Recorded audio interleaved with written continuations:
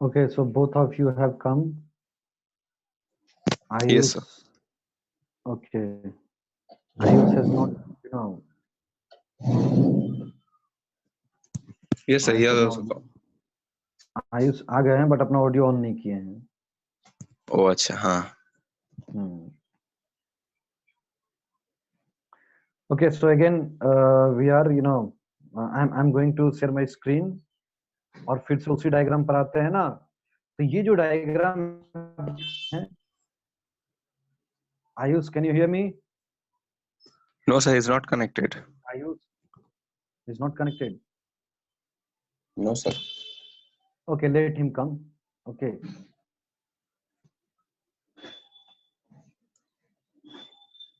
Okay, sir. Okay.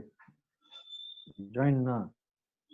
Okay, हाँ, आयुष आ गए हैं. ठीक है, शुरू कर रहे हैं. ठीक है.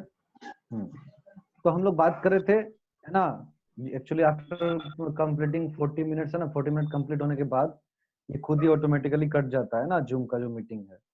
तो कोई बात नहीं, आगे फिर से हम लोग कंटिन्यू करते हैं.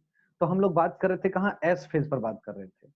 ठीक है. आप पूछ रहे थे sir DNA replication, multiplication, formation, all हाँ, this sir. Terms are same. Generally क्या होता है, हम लोग यूज जो टर्म जो मेनली जो लिखते हैं, दैट इज डीएनए रेप्लिकेशन. ठीक है, clear. Yes, sir. What we write generally क्या करते हैं हम लोग, रेप्लिकेशन. मतलब ही सेम हो गया कि अपना मल्टीपल कॉपीज तैयार करता है डीएनए. डीएनए अपने आप को फॉर्म करता है ना.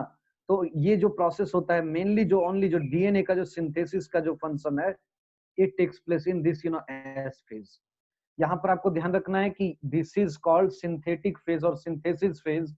इट डजंट मीन कि यहाँ पर प्रोटीन भी बनेगा, आरएनए भी बनेगा, है ना. यहाँ पर केवल और केवल डीएनए बनेगा. So that's why this phase is recognized by the formation of DNA. DNA का यहाँ पर क्या होता है, रेप्लिकेशन होता है, मल्टीप्लिकेशन होता है. अगेन इन G2 फेज और ये S फेज कितने टाइम का, 6 to 8 आवर्स का. अगेन क्या होता है, cell enters into growth phase. फिर से क्या होता है, सेल ग्रोथ फेज में एंटर करता है. That is called G2 phase. G2 phase में एंटर करता है. G2 फेज में क्या होता है, फिर से जो है growth and structural, growth of structural elements. यानी कहने का मतलब क्या है कि फिर से सेल के अंदर में जो ऑर्गेनेल्स हैं, ठीक है, इसके अंदर जो आपका, यहाँ पर ध्यान दीजिए G2 में क्या होता है, प्रोटीन भी सिंथेसाइज होते हैं. ठीक है. और फाइनली जो है, फाइनली क्या होता है कि सेल अपने आप को प्रिपेयर कर लेता है. Now cell is totally prepared और it is ready to multiply. अब सेल जो है 1 से 2 सेल बनने के लिए बनने का प्रोसेस में एंटर कर जाएगा. यानी कि G2 फेज क्या है, ये complete growth of the cell. यहाँ पर क्या होता है, सेल का कंप्लीट ग्रोथ होता है. नाउ इसके बाद क्या होता है, cell is ready to go for division. Cell अपना डिवीजन में जाने के लिए अब तैयार है. क्लियर. सेल अपना डिवीजन में जाने के लिए तैयार है. तो आप यहाँ पर देख सकते हैं ना, G1, S and G2 phase. Okay. Sometime you can see another in different books that there is G0 phase also. कहीं कहीं पर G0 फेज आपको देखने को मिलेगा या R फेज देखने को मिलेगा. दैट इज कॉल्ड ग्रोथ जो है, arrested growth phase. Yes sir, G2 phase में सर मेनली क्या क्या प्रोसेस होता है, प्रोटीन सिंथेसिस ऑफ प्रोटीन्स के अलावा? प्रोटीन का सिंथेसिस होगा, साथ ही साथ जो है साइटोप्लाज्म जो है उसका वॉल्यूम इंक्रीज होगा, ऑर्गेनेल्स बनेंगे. ठीक है. डिफरेंट सॉर्ट ऑफ जो आपका स्ट्रक्चरल एलिमेंट्स हैं, यानी सेल के अंदर जो ऑर्गेनेल्स हैं उसका जो है आप कह सकते हैं नंबर इंक्रीज होगा. ये प्रोसेस जो आपका G1 फेज में, सॉरी G2 फेज में आपका हो रहा है. साथ ही साथ जो है आपका जो खास करके जो आपका सेंट्रियोल्स वगैरह जो होते हैं, ये क्या होते हैं यहाँ पर जो आप कह सकते हैं कि वो बनते हैं. यानी कि सेंट्रियोल्स वगैरह जो ऑर्गेनेल्स हैं, they are also formed in this G2 phase. तो मेनली यहाँ पर क्या हो रहा है ना, जो आपका ग्रोथ का जो काम हो रहा है, यानी कि सेल साइटोप्लाज्म का वॉल्यूम इंक्रीज होना, ऑर्गेनेल्स का संख्या बढ़ना. ठीक है. ये सारे फंक्शंस जो होते हैं, साथ ही साथ जो आपका जो सेंट्रियोल्स है, ये क्या होता है, अरेंज हो जाते हैं two poles at the two poles of the nucleus. Nucleus के जो है 2 पोल के ऊपर क्या होता है, सेंट्रियोल्स अरेंज हो जाते हैं. ठीक है. Now this cell is ready for go for multiplication division. अब मल्टीप्लिकेशन के लिए सेल जो है वो नाउ इट इज रेडी. ठीक है. तो आप देख सकते हैं यहाँ पर क्या क्या देख सकते हैं, है ना. आपका क्या हो रहा है, आपका इंटरफेज है ना, इसमें G1 फेज जिसको हम लोग कहते हैं पोस्ट माइटोटिक फेज भी कहते हैं, यानी कि आपका माइटोसिस होने के तुरंत बाद जो आपका G1 फेज होता है, ठीक है। और यहाँ पर क्या होता है, cell prepares for DNA RNA and protein synthesis. Cell अपने आप को डीएनए आरएनए और प्रोटीन सिंथेसिस के लिए रेडी करता है, नॉट सिंथेसाइज। ये सिंथेसाइज करता नहीं है इस फेज में, अपने आप को रेडी करता है इसके लिए, ठीक है। जैसे ही एस फेज में इंटर करता है, एस फेज क्या होता है, सिंथेटिक फेज होते हैं। इसमें क्या होता है, इसमें जो है सिंथेसिस, सिंथेसिस किसका, आपका डीएनए का जो है डुप्लीकेशन यहाँ पर देखने को मिलता है। क्या होता है, डीएनए का यहाँ पर जो है आप कह सकते हैं replication. DNA replication is the major event in this synthetic phase, ठीक है। यहाँ पर सिंथेटिक फेज में क्या होता है, आपका डीएनए का रेप्लिकेशन होता है। साथ ही साथ आप क्या देखते हैं फिर, G2 phase. Next is your G2 phase. G2 phase में क्या मैंने आपको बताया, दिस इज दिस इज ये भी क्या है, पोस्ट माइटोटिक फेज है, यानी कि माइटोसिस के बाद होता है। या आप इसको और भी अच्छे टर्म में कह सकते हैं प्री माइटोटिक फेज, यानी कि यहाँ पर आप देख सकते हैं जो पोस्ट माइटोटिक फेज है, जस्ट तुरंत G1 के तुरंत बाद आपका माइटोटिक डिवीजन के बाद, सेल डिवीजन के बाद तुरंत आपका G1 फेज हो रहा है। आप G2 फेज को आप क्या कह सकते हैं, आप G2 फेज को कह सकते हैं प्री माइटोटिक, यहाँ make a correction over here, pre mitotic phase. Pre mitotic phase कहने का मतलब माइटोसिस यानी सेल डिवीजन होने के जस्ट पहले कौन सा फेज हो रहा है, दैट इज G2 फेज। और G2 फेज में मैंने आपको क्या क्या बताया, G2 फेज में मैंने आपको बताया कि प्रोटीन जो है, सिंथेसिस ऑफ प्रोटीन होगा, है ना, प्रोटीन का यहाँ पर सिंथेसिस होगा, प्रोटीन यहाँ पर सिंथेसाइज होगा। साथ ही साथ ये प्रोटीन क्यों सिंथेसाइज हो रहा है, क्योंकि इसको आगे चलकर क्या करना है, आगे चलकर स्पिंडल फाइबर्स बनाना है, एस्टर्स बनाना है, ठीक है। और ये कहाँ से बन रहे हैं, ये बनते हैं आपका सेंट्रियोल से, है ना। ये एस्टर्स जो है आपका जो स्पिंडल फाइबर्स है, these are the part of that centriole. Centriole का ये पार्ट है जिसको हम लोग माइक्रोट्यूबुल भी कहते हैं। सर आप G2 फेज का एक और नाम क्या बोले, प्री माइटोटिक फेज? हाँ, pre mitotic phase. Actually in this note it is written post, make it a correction over here, it is pre mitotic phase, means जैसे ही आपका माइटोसिस हो रहा है उसके पहले क्या हो रहा है, माइटोसिस यानी सेल डिवीजन होने के पहले जो फेज है, that is G2 phase.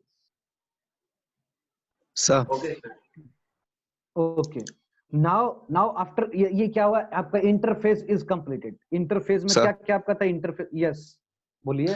Sir वो क्लास 9 से ही मेरा मतलब वो सेंट्रोसोम, सेंट्रियोल, एस्टर्स, ये सब का कॉन्सेप्ट एकदम क्लियर नहीं है। वो अगर आप थोड़ी मतलब वेरी गुड, ठीक है, बहुत अच्छा है ना।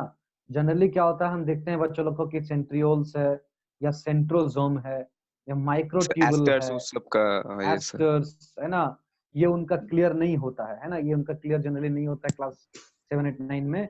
तो हम यहाँ पर आपको वो बताने का कोशिश करेंगे, ठीक है। Okay sir, thank you. बताने सर यस सर क्लास 9 में मेरा भी कंसेप्ट क्लियर नहीं था sir, what is the difference between DNA and RNA, ये मेरा कभी क्लियर नहीं हुआ था। अच्छा, क्लियर नहीं हुआ, ठीक है। हाँ, उम्मीद है कि ये मेरे पढ़ाने के बाद आपका बिल्कुल कंसेप्ट जो है वो क्लियर रहेगा, ठीक है।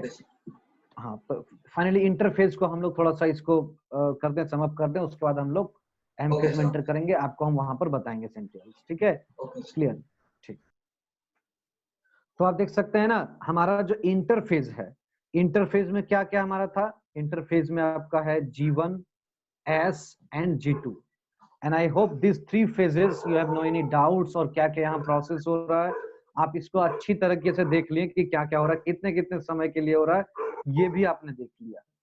आफ्टर G2 फेज क्या होता है, सेल जो है वो एंटर करता है किसमें, सेल डिवीजन, यानी आप कह सकते हैं इसको मल्टीप्लिकेशन फेज में, यानी M फेज में, या इसको हम लोग कहते हैं माइटोटिक फेज भी कहते हैं, माइटोटिक फेज भी कहते हैं। क्लियर, समझ में आ रहा है। तो ये जो अब M फेज है हमारा, इसमें क्या होगा, सेल हमारा एंटर करेगा, ठीक है। उसके पहले आपको बता दें कि आपके बुक में आपने बताया R फेज जो है जिक्र किया गया है, R फेज, इसी को हम लोग G0 फेज भी कहते हैं।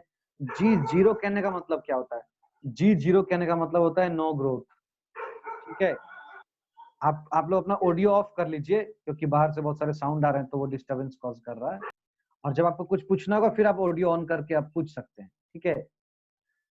तो यहाँ पर R फेज क्या होता है या G0 फेज क्या होता है, it is called R phase means resting phase, यानी यहाँ पर क्या होता है, यहाँ पर G0 फेज यानी नो ग्रोथ, यानी सेल का यहाँ पर कोई ग्रोथ नहीं होता है। जैसे क्या होता है ना कि कुछ ऐसे सेल्स होते हैं जो multiplication after multiplying several times, कुछ समय मल्टीप्लाई करने के बाद वो सेल अब आगे नहीं डिवाइड करते हैं, आगे नहीं डिवाइड करना चाहते, तो क्या होता है वो सेल जो होता है वो क्या होता है इस G0 फेज में एंटर कर जाते हैं, जहां पर क्या होता है उनका ग्रोथ नहीं होता है, बट वो क्या होते हैं मेटाबॉलिकली एक्टिव रहते हैं, यानी उसके उनके बॉडी में, वो सेल के बॉडी में all the biochemical processes are going on, सारे प्रोसेसेस हो रहे हैं, रेस्पिरेशन हो रहे हैं, है ना, आपका जो एक्सक्रीशन हो रहे हैं, उसमें न्यूट्रिशन को वो ले रहा है, सेल डाइजेशन कर रहा है, all the processes are going on, processes हो रहे हैं, बट वो सेल ग्रो नहीं हो रहा है, ठीक है, वो सेल क्या होता है ग्रोथ, ये जो G0 फेज होता है this is called resting phase,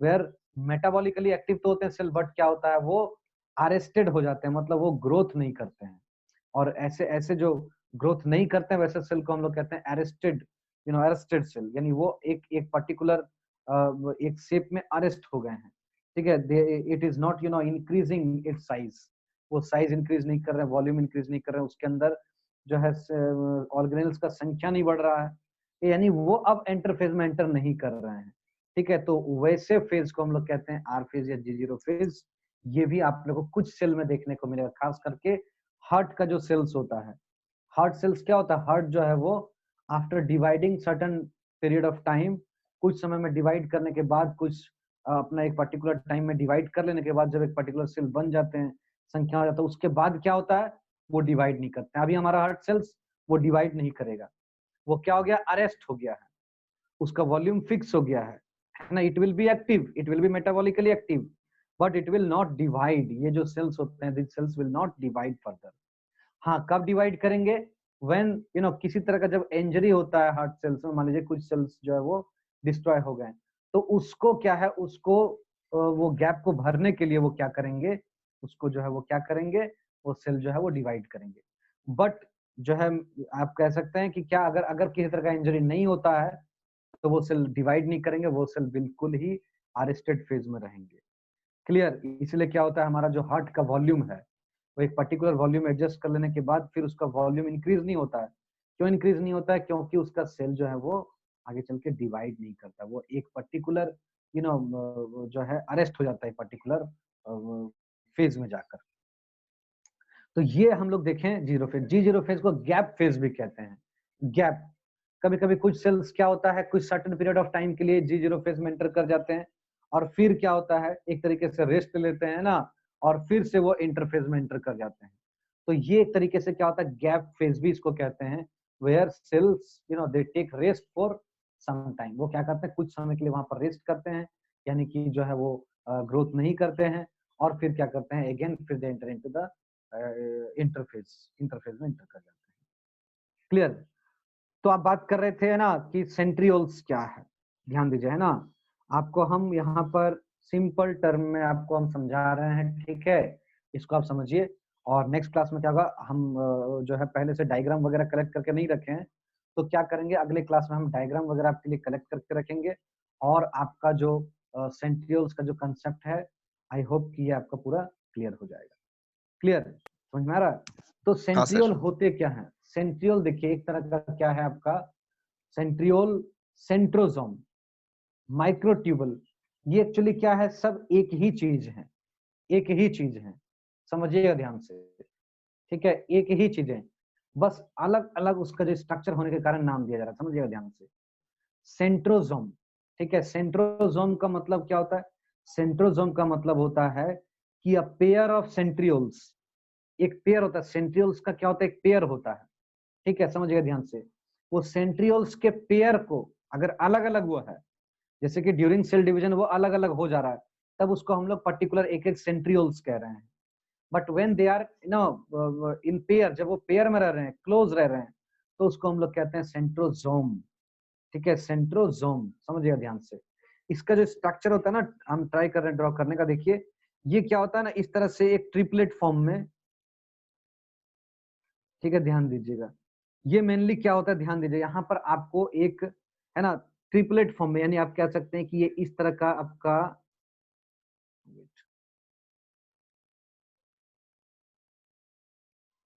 wait for 1 minute, okay, I am trying to check my gallery, may be there may be some diagram of centrioles और सेल का डायग्राम हो सकता है, इसलिए वेट कीजिए 1 मिनट, कुछ सेकंड के लिए आप वेट कीजिए, ठीक है? Okay sir, okay okay sir. Sir.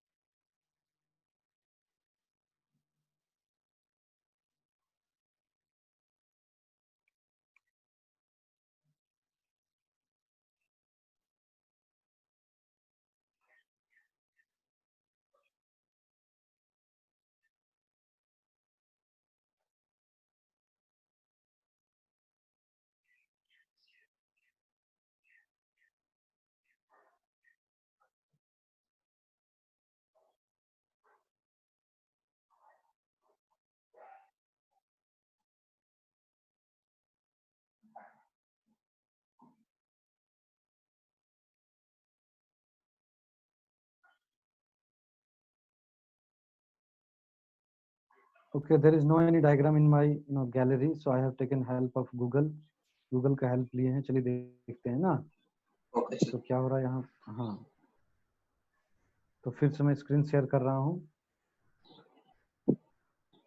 Okay, actually में क्या होता है, जो सेंट्रोजोम होते हैं, सेंट्रोजोम सेंट्रियोल्स के बने होते हैं, और सेंट्रियोल्स क्या होते हैं, सेंट्रियोल्स, हाँ देखिए आपकी स्क्रीन पर एक डायग्राम दिख रहा होगा, ठीक है ना? ठीक है, ये क्या होता है, ये जो बॉडी है ना, दिस इज, ये क्या होता है, ट्रिपलेट पैटर्न में होता है। आपके स्क्रीन पर दिख रहा है डायग्राम? हाँ sir. Yes sir, yes sir. Okay, very good. Actually हाँ, this is this is a diagram of centrosome, ये सेंट्रोजोम का डायग्राम है। बट अगर हम सिंगल सिंगल बॉडी की बात करें, मतलब ये एक बॉडी है, ये एक बॉडी आप देख सकते हैं, ये क्या है, just pipe like thread like structure है, इसको हम लोग कह सकते हैं सिलिंड्रिकल बॉडी, ठीक है? तो ये क्या, ये आपका एक सेंट्रियोल है, this is your one centriole, ये एक सेंट्रियोल है। ये क्या होता है, आपस में एक स्पेशल थिक स्ट्रक्चर से क्या होता है, घिरा हुआ होता है, और तब इसको हम लोग क्या कहते हैं, एक साथ कहते हैं कि this is our centrosome, this is our centrosome. Okay, इसमें आप देख सकते हैं, ये जो आप देख सकते हैं, ये क्या है, ट्यूब लाइक स्ट्रक्चर, जो आप इस तरह से देख सकते हैं, जो 3-3 फॉर्म में अरेंज है।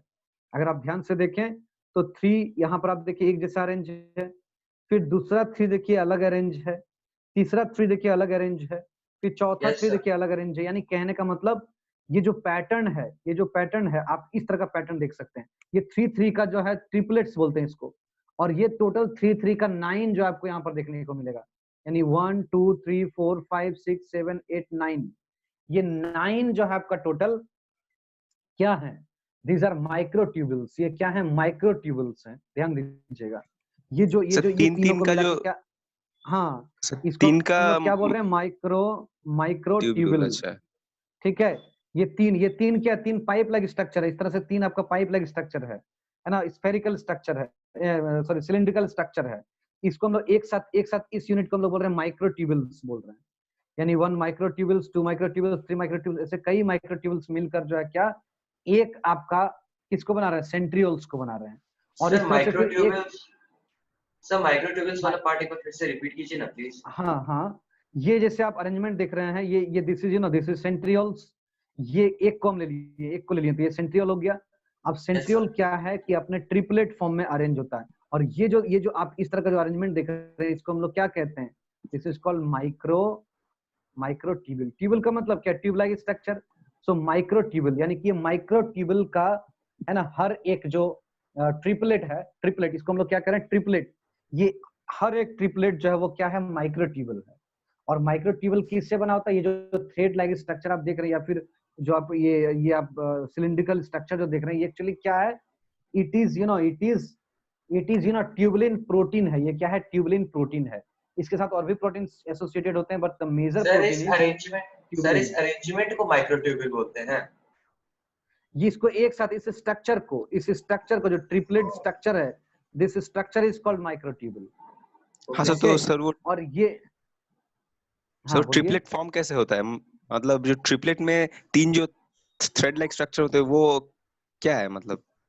एक्चुअली वो जो है प्रोटीन है, वो प्रोटीन है, ट्यूबलिन प्रोटीन है, वही तो आपको बता रहे हैं। एक्चुअली ये जो थ्रेड लाइक स्ट्रक्चर इस तरह से जो ट्रिपल फॉर्म में जो अरेंज हो रहा है, all this all this cylindrical part is your protein. ये क्या होते हैं? प्रोटीन होते हैं।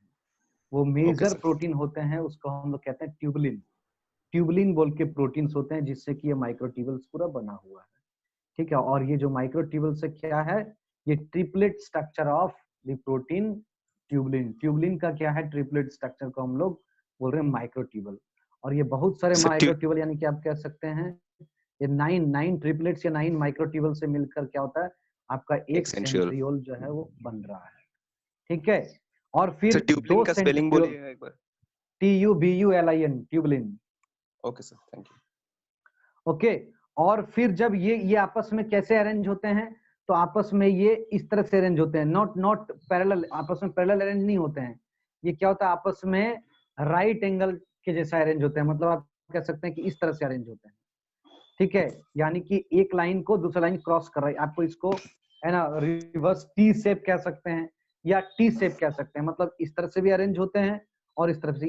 ये जो है अरेंजमेंट इसका होता है, किसका? आपका सेंट्रियोल्स का। यानी this is one centriole, this is one centriole, ठीक है। देखिए इस डायग्राम में आपको दिया हुआ है ना माइक्रोट्यूबल ट्रिपलेट्स, समझ में आ रहा है? देखिए माइक्रोट्यूबल ट्रिपलेट्स है ना, वो क्या है? माइक्रोट्यूबल है। माइक्रो मतलब बहुत छोटा, ट्यूबल का मतलब tube like structure, cylindrical structure. तो ये माइक्रोट्यूबल ट्रिपलेट्स जो है वो टोटल 9 मिलके एक सेंट्रियोल को बना रहे हैं। और 2 सेंट्रियोल आपस में मिलकर क्या बन रहा है? 2 सेंट्रियोल आपस में मिलकर बनता है आपका क्या? तो सेंट्रोसोम। सेंट्रोसोम आपस में कैसे अरेंज रहते हैं? एक सेंट्रियोल का इस तरह से जो आपको है ना ऑपोजिट टी लाइक स्ट्रक्चर में आपका इस तरह से अरेंज रहते हैं। इस स्ट्रक्चर को हम लोग कहते हैं सेंट्रोसोम। सेंट्रोसोम समझ में आ रहा है? हाँ clear? Sir. Okay. So during cell division के टाइम में क्या होता है? ये दोनों सेंट्रियोल यानी कि आपका ये और ये दोनों अलग होकर जैसे आपका ये न्यूक्लियस है, मान लीजिए ये न्यूक्लियस है, और न्यूक्लियस के दोनों साइड में ये क्या होता है? आपका सेपरेट होकर दोनों साइड में क्या होता है? इस तरह से अरेंज रहते हैं, एक यहाँ एक यहाँ, ठीक है। और जब ये अरेंज होते हैं at that time it looks like star. आप देख सकते हैं कि ये कैसा लगता है देखने में? एक स्टार के जैसा लगते हैं, ठीक है, स्टार के जैसा लगते हैं। और उस स्टार लाइक स्ट्रक्चर को हम लोग कहते हैं क्या? एस्टर्स कहते हैं। एस्टर्स, एस्टर्स का मतलब क्या है? स्टार, है ना? समझ में आ रहा है? तो हाँ सर। एस्टर लाइक स्ट्रक्चर में जो क्या होता है वो मतलब स्टार लाइक स्ट्रक्चर में ये आपका जो सेंट्रियोल्स है ये क्या होता है? न्यूक्लियस के दोनों तरफ, यानी कि जब सेल अब रेडी है, प्रिपेयर्ड है, G2 फेज कर लिया है, अब it is ready for, now it is ready for multiplication, division के लिए रेडी है। तो इसका जो न्यूक्लियस है, न्यूक्लियस के दोनों तरफ में क्या होगा? दोनों तरफ में क्या होगा? स्टार लाइक स्ट्रक्चर में क्या होगा? ये आपका पाया जाएगा कौन? सेंट्रियोल्स पाया जाएगा। और इससे क्या होता है? ये इस तरह का स्टार टाइप का देखने में आपको लगेगा, स्टार टाइप का देखने में लगेगा, ठीक है। और इससे क्या होता है? एक तरह का फाइबर यहाँ से रिलीज होता है, एक तरह का फाइबर इससे निकलता है। उस फाइबर को हम लोग कहते हैं, एक तरह का फाइबर यहाँ से निकलेगा। क्या होगा? यहाँ से एक तरह का फाइबर, क्योंकि जब सेल डिवीजन होने लगता है तो धीरे धीरे ये क्या होता है? न्यूक्लियस का जो मेम्ब्रेन वो डिसअपियर हो जाता है और हम लोग को केवल क्या दिखाई देता है? इस तरह से फाइबर दिखाई देता है, फाइबर। ये जो फाइबर होते हैं, ये फाइबर क्या करते हैं? क्रोमोसोम को सेपरेट होने में जो है हेल्प करते हैं। ये जो ब्लैक कलर से हम डॉट जो यहाँ पर आपको दिखाएं फाइबर, इस फाइबर को हम लोग क्या कह रहे हैं? स्पिंडल फाइबर कह रहे हैं, स्पिंडल फाइबर। सेंट्रियोल रिलीज होता है सर ये? यस, हाँ, सेंट्रियोल से। सेंट्रियोल से ही निकल रहा है। हाँ। Actually these are centrioles, these are microtubules. Actually क्या होते हैं? माइक्रोट्यूबल्स ही होते हैं। क्लियर? माइक्रोट्यूबल्स ही होते हैं जो क्या होते हैं? Sir, asters can be said star-like structures of centrioles. Tell me again please repeat, क्या बोले? Sir, aster को कह सकते हैं star-like structures of centrioles. या वेरी गुड, कह सकते हैं, बिल्कुल कह सकते हैं। Star like structure of centriole that is arranged in the two poles. ये एक पोल हो गया है ना, 2 पोल्स, ये एक पोल हो गया और ये एक पोल हो गया, तो 2 पोल्स में वो अरेंज हो जा रहे हैं। और जब सेल डिवीजन शुरू हो रहा है तो क्या हो रहा है? न्यूक्लियस का मेम्ब्रेन गायब हो जा रहा है। यहाँ पर आपको अब न्यूक्लियस नहीं दिखाई देगा, क्या दिखाई देगा? इस तरह का जो है आपको स्पिंडल फाइबर दिखाई देगा, एस्टर्स दिखाई देगा, सेंट्रियोल्स दिखाई देंगे, ठीक है। ये चीजें आपको यहाँ पर दिखाई देंगे। क्लियर? तो ये जो आपका है ना, आई थिंक जो है बहुत हद तक आपका जो सेंट्रियोल्स होता है, और मतलब जितना हमको यहाँ सेल डिवीजन में जरूरत है उतना आपको बिल्कुल पूरी तरह से उससे ज्यादा ही है ना, you are clear about it, आपको यहाँ पर पता चल गया। Thank you. Centrosome, centriole, asters, spindle fibre, ठीक है, ये आप यहाँ पर देख रहे हैं। ठीक है, ये स्पिंडल फाइबर क्या होता है ना, ये स्पिंडल फाइबर क्या होता है, यही जो है क्रोमोसोम को सेपरेट होने में मदद करता है, क्रोमोसोम को डिवाइड करने में मदद करता है। ठीक है, ये जो आपका स्पिंडल फाइबर, इसको हम लोग आगे चल के देखेंगे। क्लियर? हाँ सर। तो नाउ हाँ, मूविंग टू आवर टॉपिक, हम लोग अपने टॉपिक पे चले आते हैं। तो हम लोग क्या आगे पढ़ने जा रहे हैं, एम फेज पढ़ने जा रहे हैं, यानी कि आपका माइटोटिक फेज। ठीक है, माइटोटिक फेज, ध्यान दीजिए कि जो एम फेज है जिसको हम लोग माइटोटिक फेज कह रहे हैं, ठीक है, एक्चुअली में इसको हम लोग है ना मल्टीप्लिकेशन फेज भी कह सकते हैं। और ये मल्टीप्लिकेशन फेज जो होता है वो दो टाइप का होता है। एक होता है मियोसिस, जिसको हम लोग बोलते हैं meiosis, let me use another ink, yes, meiosis. एक को हम लोग क्या बोलते हैं, एक को हम लोग बोलते हैं माइटोसिस, या इसी को हम लोग माइटोटिक भी कहेंगे। कहीं कहीं आपको माइटोटिक मिलेगा, कहीं कहीं आपको माइटोसिस मिलेगा। सो डोंट बी कंफ्यूज्ड, है ना, कंफ्यूज नहीं होना है, दोनों एक ही चीज है। माइटोसिस या mitotic is a same thing. और एक और जो प्रोसेस होता है उसका नाम होता है क्या, मियोसिस, मियोसिस, या इसी को मियोटिक भी बोला जाता है, मियोटिक।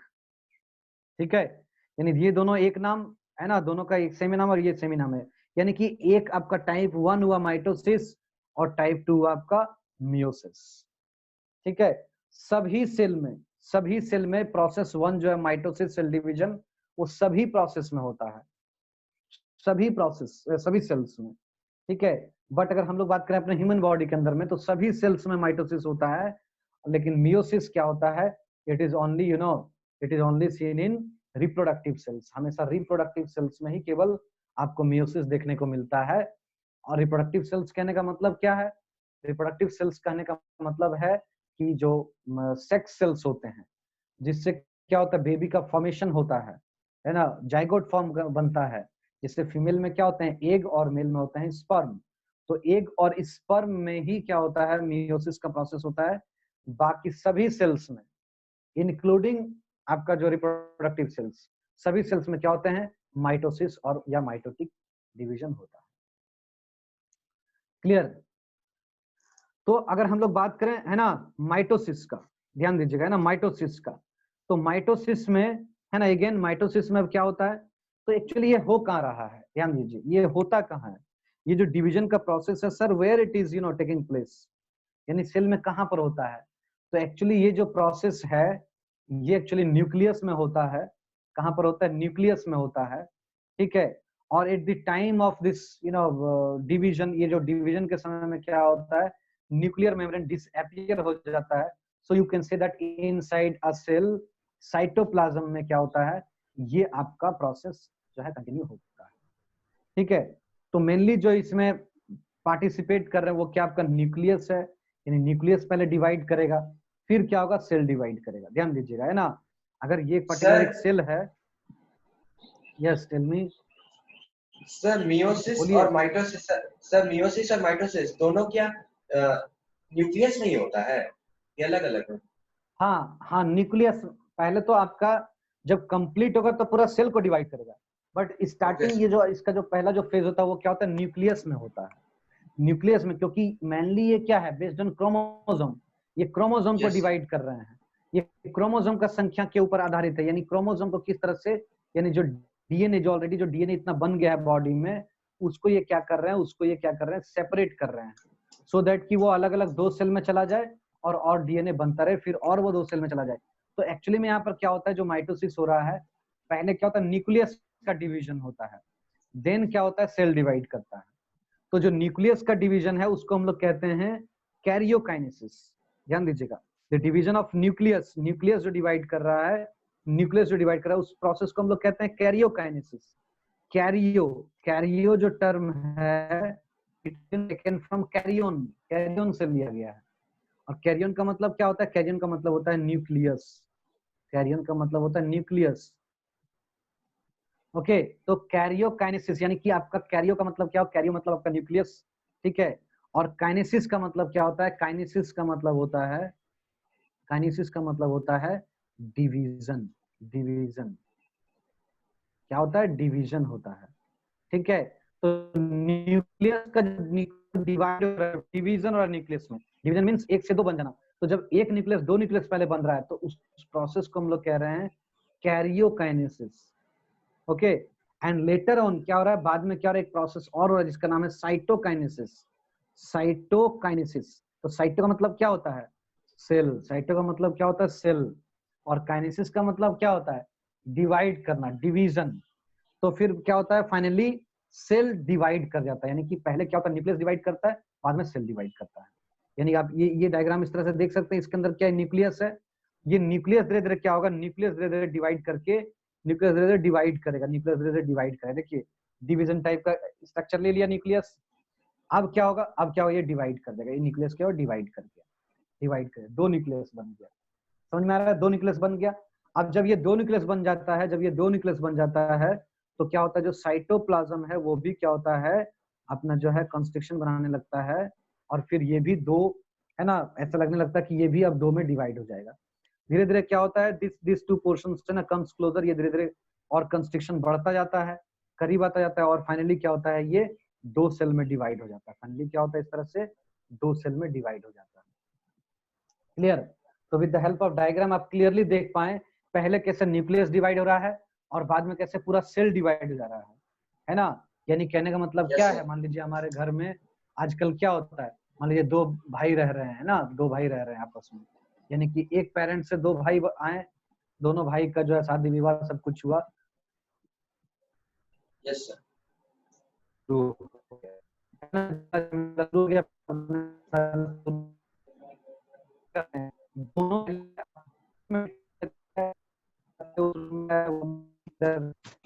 सर आपकी आवाज नहीं आ रहा है। जो है जगह में रह रहे हैं। सर आपका आवाज नहीं आ रहा। Yes, sir. Yes. अब क्लियर है? Yes, हाँ, sir. सर। Yes. ओके, तो क्या होता है कि दो भाई आपस में ना, अब शादी विवाह हो गया, मैरिज हो गया, आपस में रह रहे हैं, ठीक है। धीरे धीरे मनमुटाव होने लगा, धीरे धीरे वो आपस में एक ही घर है बट दोनों आपस में क्या अलग अलग अपना खाना बना रहे हैं, अलग अलग रह रहे हैं, यानी कि ये न्यूक्लियस का डिवीजन होने लगा इस तरह से। फिर क्या होता है? फिर धीरे धीरे वो जो है भाई क्या करते हैं, देखते हैं आपस में खटपट ज्यादा हो रहा है ना, we can not live together now. क्या करते हैं? वो अपना घर ही बदल लेते हैं। तो क्या होता है? फिर से एक नया घर, यानी एक घर दो घर में किस तरह से कन्वर्ट हो जाता है ये आप देखिए। पहले वहां के सदस्य कन्वर्ट हो रहे हैं, पहले सदस्य सॉरी डिवाइड हो रहे हैं, है ना। सदस्य क्या हो रहा है? अपना थॉट के अनुसार से, अपना जो है कह सकते हैं वर्क के अनुसार से, अपना इनकम के अनुसार से डिवाइड हो रहे हैं। फिर धीरे धीरे क्या हो रहा है? वो अलग अलग घर में चले जा रहे हैं, पूरा घर डिवाइड हो जा रहा है। अगर मान लीजिए कि हमको तो सर आपका आवाज नहीं आ रहा है।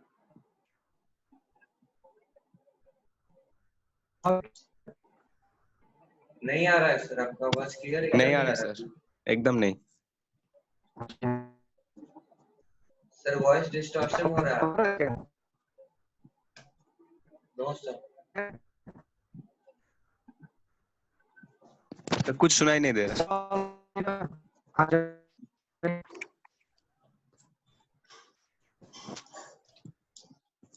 Okay, already we have completed the time, so अब हम लोग इसको ऑफ कर देते हैं, नेक्स्ट क्लास में मिलते हैं, ठीक है। Okay sir. Thank you sir.